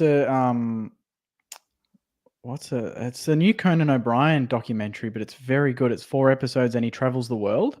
He basically has if you don't know who Conan O'Brien is, I think he's probably the best late night talk show host ever, and he's hilarious. But he does a podcast, and he does a segment where he gets people from overseas to call in, and it's just very, very funny. And he decided that for 4 of these people, he wanted that to travel to where they live. So I think there's a guy in Norway. He travels there and he's a DJ, and Conan goes and mixes a song with him, and he does like a good 45-minute episode on Norway. And you learn a little bit about the culture, but probably not as much as what you would with other travel shows. But it's a good 4 episodes, 4 hours. So if you're having a bad day or something like that, put that on. You'll have a good laugh. Where's that streaming? I've got it on Foxtel, so you can get it on Foxtel on demand, or is it HBO Max or something like that? Whatever the new platform is, it's on there as well. Yeah, but very funny. Nice. Cool. I love Conan, so I'll check it out. Yeah. My TV show that I'm watching at the moment is, and I highly recommend it, is Baby Reindeer on Netflix. Oh yeah, started. So quick synopsis. Pretty much, this comedian, not that good, sort of just starting out. He's getting stalked by this woman, like coming into the bar where he works, his comedy shows, and it just really gets out of hand. But it's fantastic. So it's a limited series, so it's 7 episodes. But the thing I like about it the most as well is it's a true story, and the comedian that it happened to, he's actually playing himself as the main character. So it adds a little bit more to it, because he's playing himself. Obviously, the names and stuff have changed, but the things that are happening to him actually happened to him. The experience that he's had in that show actually happened to him as well. So yeah, I'm up to the last episode, but you can binge it. They go for about 35 minutes. Fantastic, absolutely fantastic. Yeah, I can vouch. I'm 2 episodes in, and it's very good. Yeah. Makes me scared to date, but yeah, very good. Wow. I am reading a book at the moment called The School of Life, an Emotional Education by Alain de Botton. It's about, I guess, just figuring yourself out a little bit, how to understand your emotions, find and sustain things in your life. It's about letting go of the myth of the perfect life in order to achieve emotional maturity. Really interesting book, and really challenges me every time I read it to think about, I mean, we're all byproducts of our environment as children, and what happened when we were children. Some of us have experienced trauma, some of us haven't. Both sides have side effects as you grow up. So yeah, highly recommend it. Really, really good book. Yeah, I'm all about bettering myself. So I just put it up here on my on Google, so I don't forget about it. But looks good. School of Life and Emotional Education. We all need that sometimes, I reckon. I get that every week during the footy season. Yeah. No, I feel like I apply a lot of it. Well, you guys, I'm sure you're the same. You've created fan channels, but it's really become like a journey into your own personal development. You watch your videos that you were doing in 2021, and you're like, "Fuck, I've changed," or like, "I've got a little bit better there." And yeah, I'm really grateful to have this in my life, because it's allowed me. It's forced. You have to reflect, because you review your own performance and find ways to be better at it. So yeah, agreed. I love that they're all very different there. Yeah, good. Yeah, that's what we do here at Footy Abroad. Accountability abroad, baby. Let's go. All right. This is what I'm going to do. I'm going to put the link in the chat. Boy. If anybody would like to come on and ask a question about anything happening in football or not, hit the link.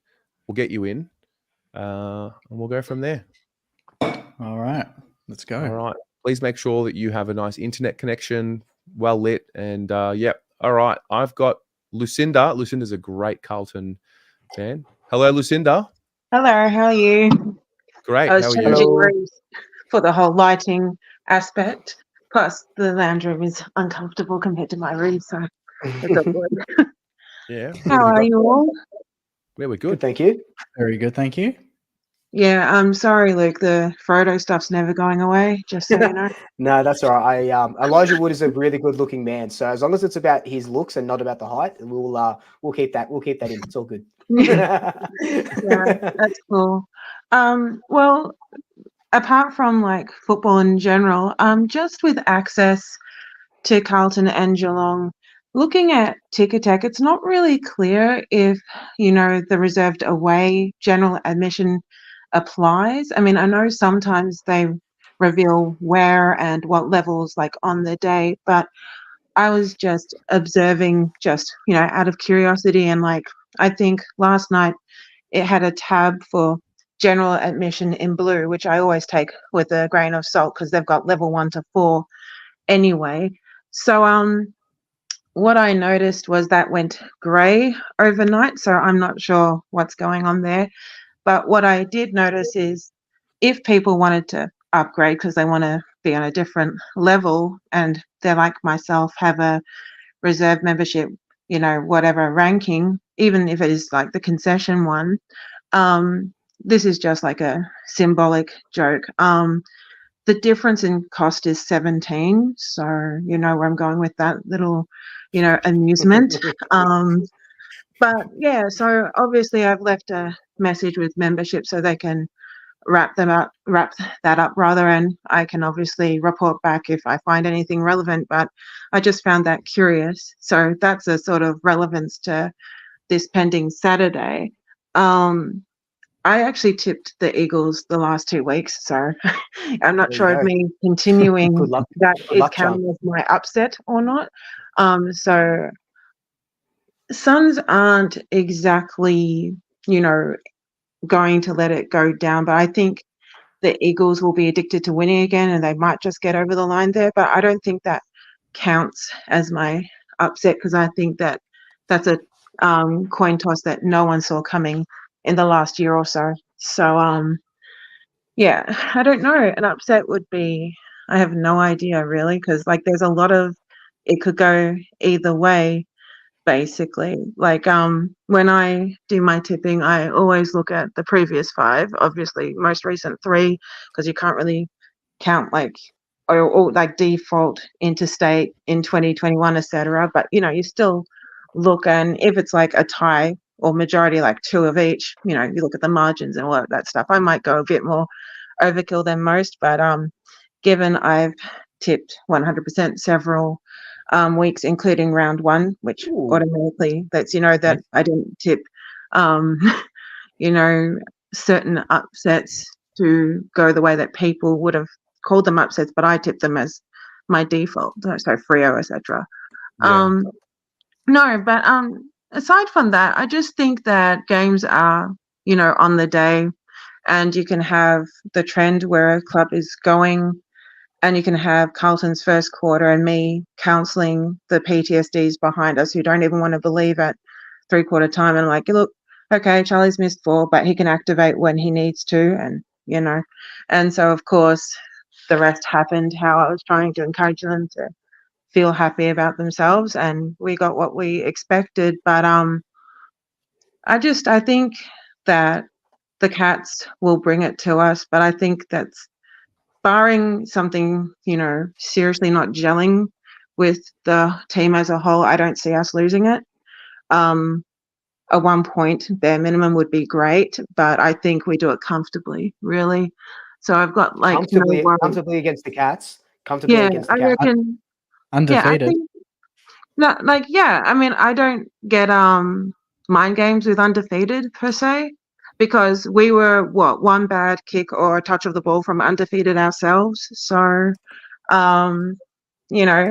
they can get unlucky too. But yeah, we'll have to. I say we, damn it. I mean, the players will have to work their butts off, and the coaching staff. But if the Carlton members are there, well, technically, our cheering is, an amplified element. So technically, if we work our butt off with that, it's sort of like a unison thing. But no, just with the abilities and what they've shown, especially with a, one could argue, bad start, in the first quarter of last week, and what we've been known to come back from. I mean, 30 to 40 point come from behinds has been at least one a year so far.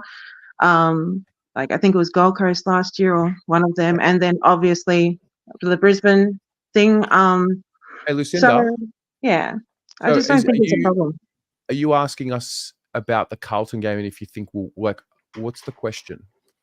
Well, apart from the do like the add-on away games even get in, it's more like what margins do I think the 3 of you think we'd win by if it was to go our way?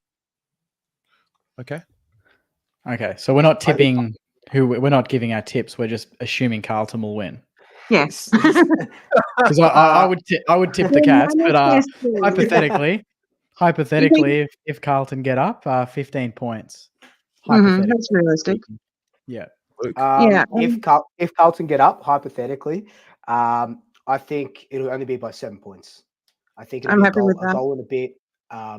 Look, you could win by 1 point and still get. I mean, you're beating the Cats, so the margin doesn't matter.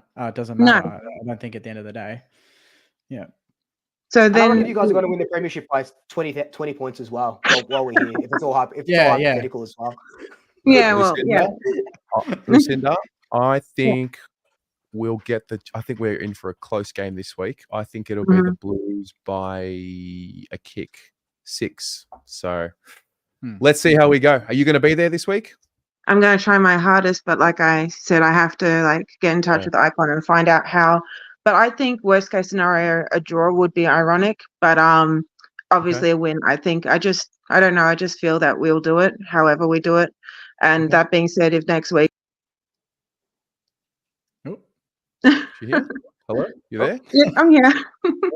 Um, Yeah, so I'm not expecting like a blowout or even whatever, but if they give it to us, we can just laugh next week. Yeah. Cool. Amazing. Thank you so much. No worries. Thank Bye, you. guys. See you later. Yeah. You're welcome. Go Blues. There goes that. The blue bag is up and about. All right. I've got Ben and Woody. Woody, hello, mate. Hey, mate. How you doing? We are Hey, good. Woody. Hey, mate. Look, I guess in terms of upsets, I think Richmond might have a sneaky chance tomorrow night. Just with Melbourne's kind of lack of Against firepower Interesting. over the last few years Yeah. or weeks and whatnot.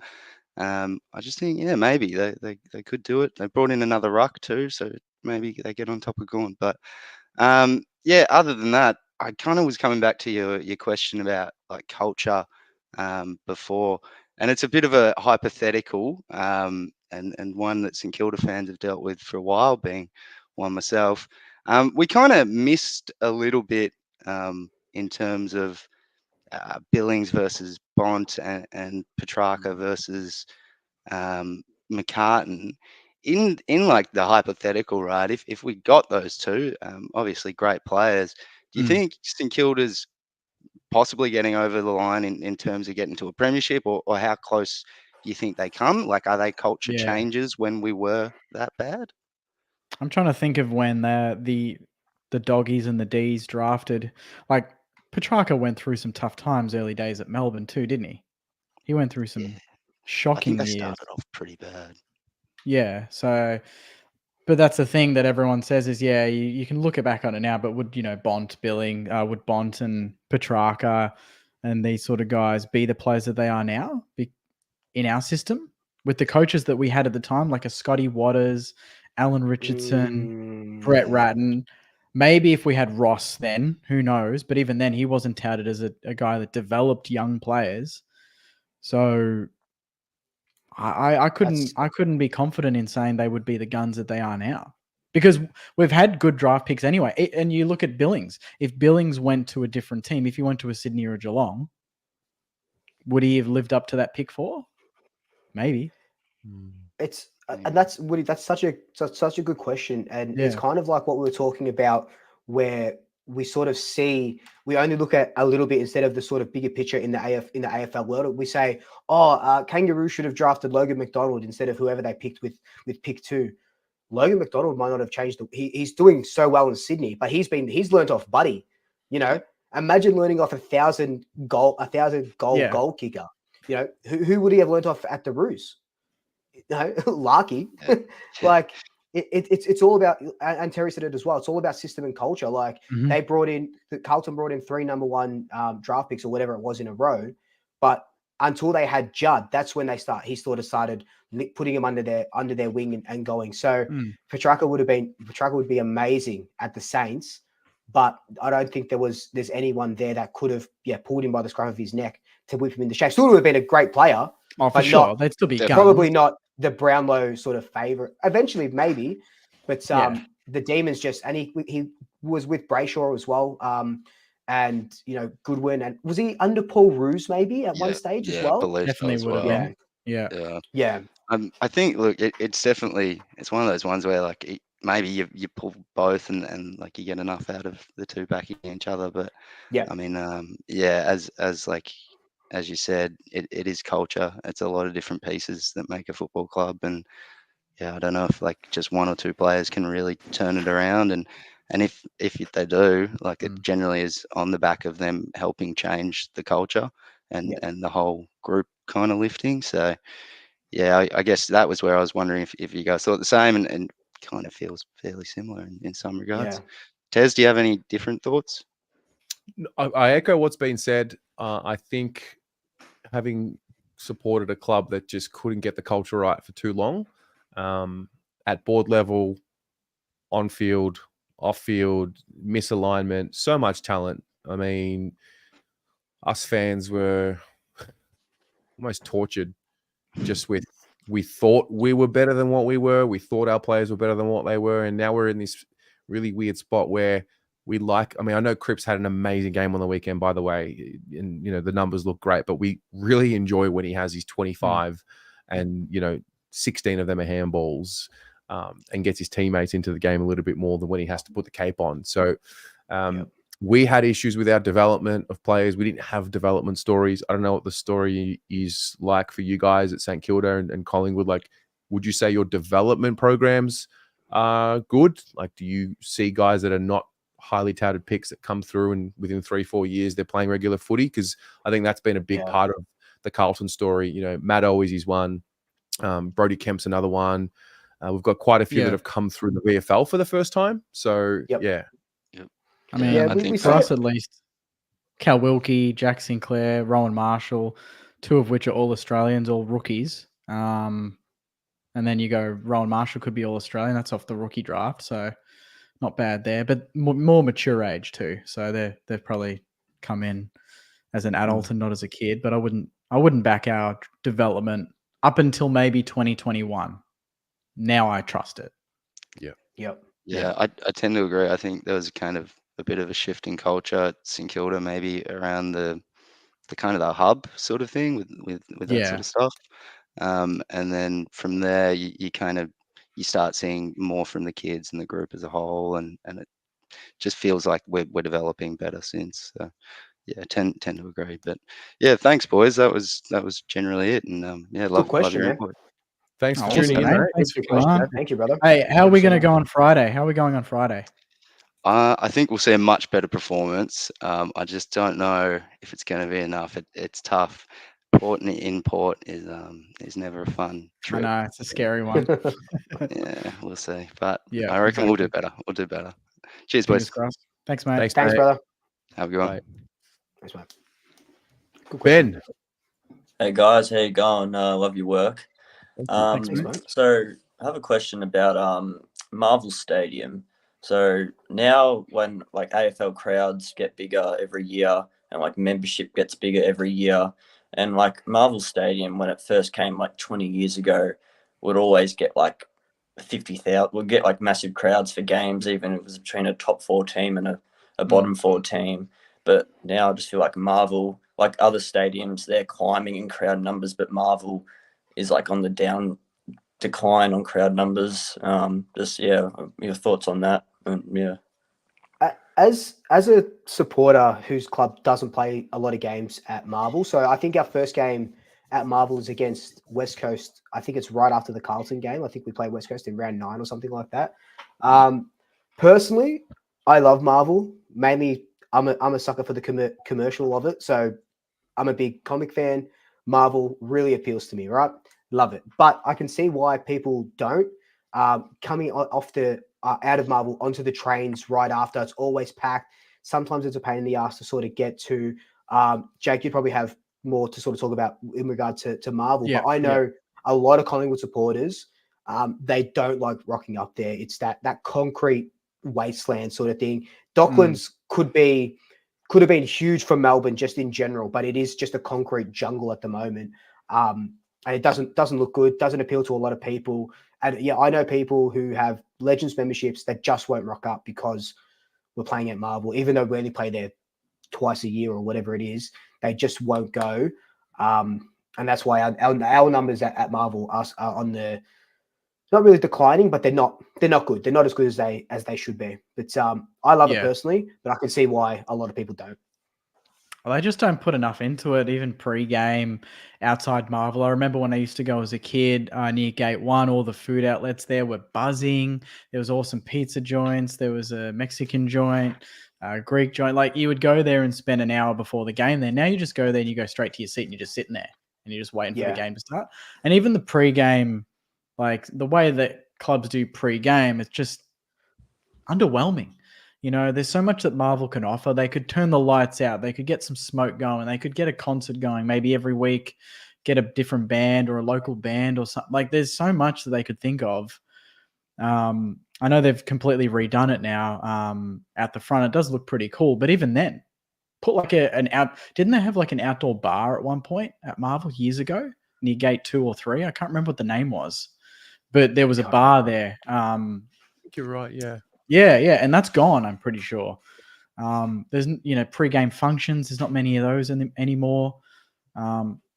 Yeah, I do agree. I think that fans just would rather watch on the telly and operate, in their own home at the moment, which is a bit sad. And from a Saints perspective, it's not great to hear that, because we need to be getting more numbers. We need to be making more money at these games, and our deal at Marvel's not great. We don't get a huge cut as it is. So, when we're behind the 8 ball and we anticipate maybe 35,000 against the Dogs, but we only get 27, you take a bit of a hit. Probably like if that game was like 2005, like that Thursday night crowd's probably getting like 45,000. Yeah. When in 0405, I remember looking at the attendances, we would rarely get under 34,000.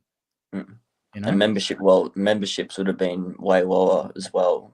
Way lower as well. Great point. Yeah. Whereas now we're at a record high at nearly 65,000 for a small club in Victoria, and we're getting 28,000. It's some of it is because of the team's performance, obviously, but then some of it is just the general sort of experience that you get when you go to Marvel. The MCG, you're right near Richmond Station. You're right near a bunch of awesome bars and restaurants.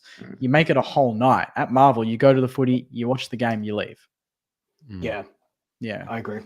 Have you seen the new bar on level 2? The new bar with like the pizza restaurant there. I saw it for the first time this week against the Giants. My take, that whole precinct, the whole redevelopment, it just looks like it's all on top of each other. Like, I guess with the MCG, there's the walk and you see the stadium, whereas with Marvel, you don't quite get that. From the Carlton point of view, I mean, when you got 46,000 gorillas screaming and like it's echoing, it can be fun. Yeah. But having said that, there's nothing like the MCG. It's tricky because opening the roof would probably give Marvel a little bit more soul. But I know that they don't want to do that because of like it doesn't look good on the broadcast if the sun's out. But I think for a twilight game, particularly in the first 2-3 rounds where the weather's still pretty good, I think a twilight game at Marvel or a nighttime game at Marvel with the roof open would really give it something else. I agree. They could really turn. Honestly, Marvel should just be very Americanized with how they. Jake, you make a good point with like the bands and stuff. It's the AFLs now, right? So they own it. They could really change it into like almost like a party, like it should be. It should almost be a rave every time you go there. It is. It really it suits the Docklands at the moment because, like I said, the Docklands is a concrete jungle, and that's what Marvel sort of feels like. I only go there like twice a year, so I can't really attest again to sort of the ins and outs of it. But when I go there, it does feel like, man, this could be a lot better. It could be, like you said, Jake, more stuff around it. It's just, I think it's fun. I think it could be better. Is Marvel Marvel's the only stadium where footy's played on a closed roof, right? In the country? Yep. Is that right? Yeah. Footy's not meant to play. Footy's not meant to be under a closed roof. It's not. Nah. Oh, actually, aren't they trying to? They're trying to build a roof on the Tassie Stadium, right? That's the contention, I think, as well. Yeah. A perspex roof. Just don't have a roof, bro. If it's got to be fucking perspex. I mean, our win loss record is significantly improved in outdoor arenas. So you make a good point there. It's a really good question. I like it. Yeah. All right. Cheers, guys. Good luck, Tez, for the good luck, Tez, for the weekend. I'm a Cats supporter, but I wish you good luck. So it'll be a great game, mate. No doubt about it. Man. Yeah, Cats supporter. Yeah. Thank you. Thanks, mate. Good on you, guys. See you, mate. See ya. All right, got one more. Cody. Oh, hello, Cody. Hey, boys. How are you? We are good, mate. mate. Hey, Cody. How are you? Good. Yeah, I'm in Auckland at the moment, so it's actually is footy abroad. Hey, Love it. Love that. Yeah. Love that for us. sorry, what have I done here? Sorry. Just remove the two of you. It's fine. Yeah, but I guess my question, I'm also a Cats man as well, so I can't tell. Nice. Yikes. But yeah, I guess my question is around, like I hear Chris Scott talk about process a lot when we're talking about footy. And I guess for me, like Collingwood right now, how I think about them after the premiership last year is that they're a better side than their win-loss says. Yep. But I guess just my question's around whether the win-loss is real or do we react too much to win-losses and things like that? Mate, That's I a love really good good question. point. a good Yeah. question. Like, I think a good example of this is Brisbane. So they're 2-3 or 2-2. Yeah, 2-3. Yeah, yeah. 2-4? Nah, 2-4, 2-3. Or aren't whatever they are. They're 2-4. Yeah, Yeah. I think they might be. They got 2 wins. I do think they're a better team than their 2 wins. Well, obviously they're just playing the grand final, right? They are a better team. Some things don't go their way. They lose that Carlton game by a point. The Gabba isn't a fortress anymore. So a couple kicks either way, and it goes their way. The win-loss as well and the ladder positions real with the opening round just real stuffed up for the first 6 rounds with all the buys and stuff. So, but there are a couple of teams like even maybe not like Fremantle against West Coast, but prior to their West Coast game, they lose a couple of games by a couple of kicks. That would sort of mean that they're better than their sort of win-loss in a sense theoretically. But yeah, Collingwood, I feel personally as a Collingwood supporter, I feel we're probably one game better than our win-loss is saying. And that game obviously was against the bloody St Kilda. Shouldn't have lost that game, but it is what it is. It's the same with us, though. It's the same with us. We're going into last week, all of our losses were under 8 points. Yep. So it's like, yeah, we were 2-3, but it's like, and even now we're 2-4, but we could have easily been 4-2. Exactly. Yep. Like I didn't foresee us beating Collingwood, but I didn't predict us losing to Essendon.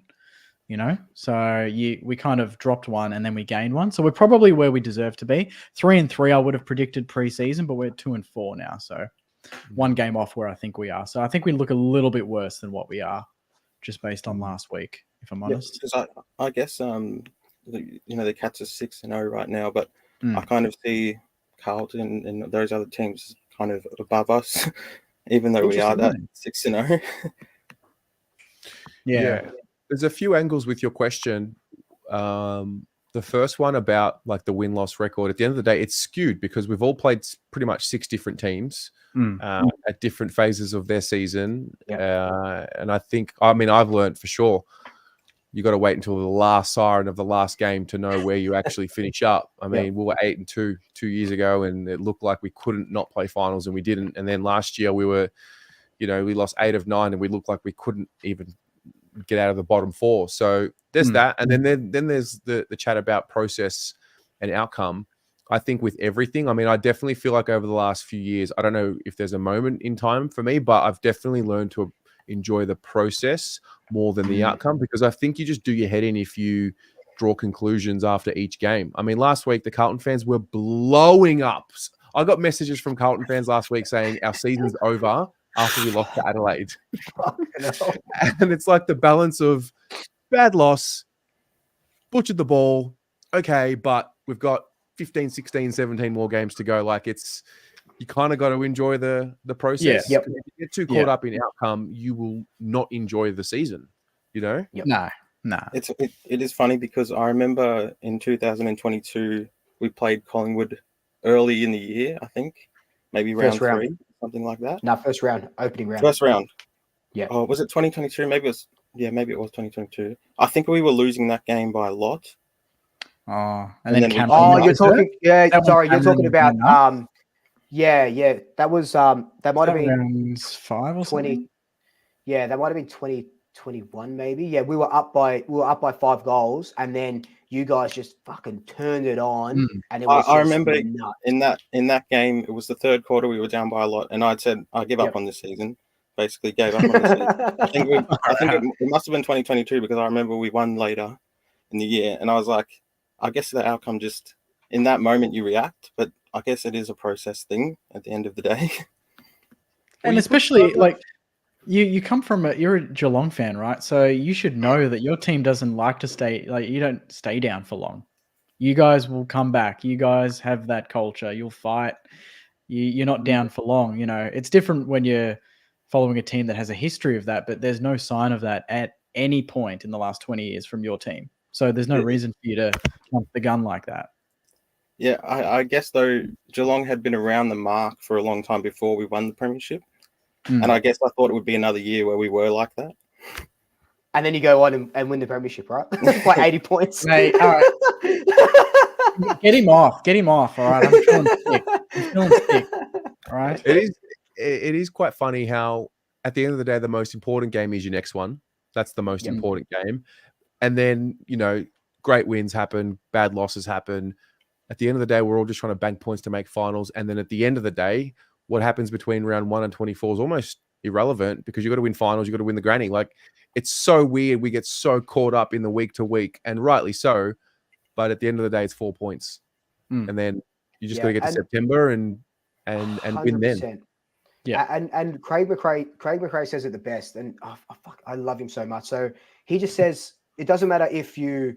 He said it last week. He said it specifically for last week. Doesn't matter if you win pretty or if you win ugly, especially in the start of the season. All you're playing for is 4 points. All you need to do is qualify.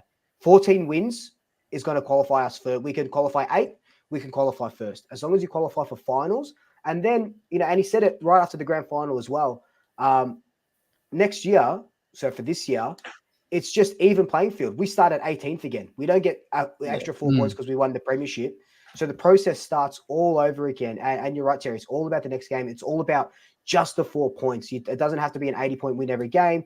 You know, it could be a 5-point win against North Melbourne. And it's like, oh, but you played ugly. But yeah, we got the 4 points though. That's all that matters in the end. And that's you trust the process until that fucking last kick in September. Yeah, spot on. Amazing. Great question, Cody. Really like that. Thanks, boys. No worries. Thank you. Thanks, mate. See ya. All right. Wow. What have we done? I don't know. Uncorked the genie. 2 hours, pretty much. Yeah, 2 hours. Damn, I didn't boys. ask if you guys had time, but yeah, I guess we're here now. Yeah, I should have a bit of time today. Yeah. Wow. Any last thoughts, questions before we wrap up? That was great. I can't believe it's 2 hours. That was good. It flew by. Yeah. It was fun. And we actually did get a footy abroad from Auckland. How good's that? We did. Yeah. I really like the fan cams. I think that's a nice little element that we could add to the show. Jake, great call. Great call. Yeah. Get the fans on. Throw us some hard questions. Mm-hmm. Beautiful. And next week we revisit our locks, our certainties, or upsets, sorry. Oh yeah, the upset. So I've got the Saints, Jake. You got North. Don't let me down, mate. Come on. I'm setting it off. I'm going to fully commit. I am tipping them. So I'll go all the way. So I've got the Saints, Eagles against the Suns. The Eagles, and Jake, you've got North against the Crows. We should maybe from next week we'll put a little something. Yeah, on a little tally. That'd be a wager. Yeah.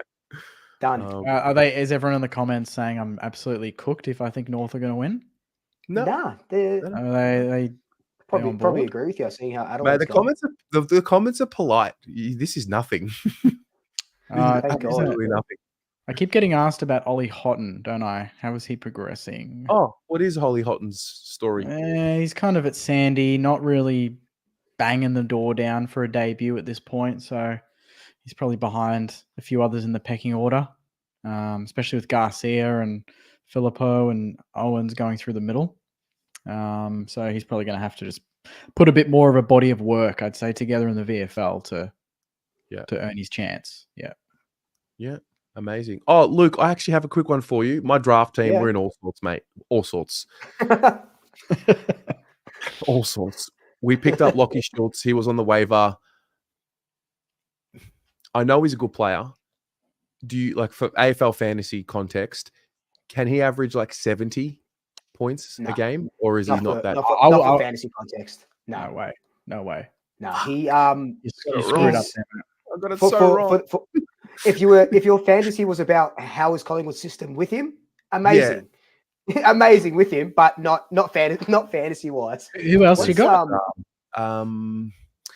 Got Max King. Fucking Max King, mate. Come on. He'll be back. He'll be back this week, mate. Don't worry. Who we've got from the Saints that has been unbelievable. Wilson?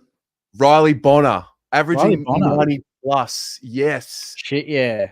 Yeah. Burns, Yeah. Bonner, and Max King from the Saints. And they were all, I was really heavy on the first two. I rate Bonner and I rate Burns. That's because I rate Burns because of you, by the way. I've heard you talk about him a bit. How's he going? What's he ranking? He'd probably be about 50, 60, isn't he? He goes like 65, then he goes like 95. 65, Yeah. like he's but that's okay. Yeah. He's a form. He's a team. I'm looking at Lockie Schultz, and he's averaging about 60, 61 at the moment. So he's not far off. Mhm. And that's without he's only gotten over 70 twice though. Yes. And yeah. We've had him for 2 weeks. And around 50.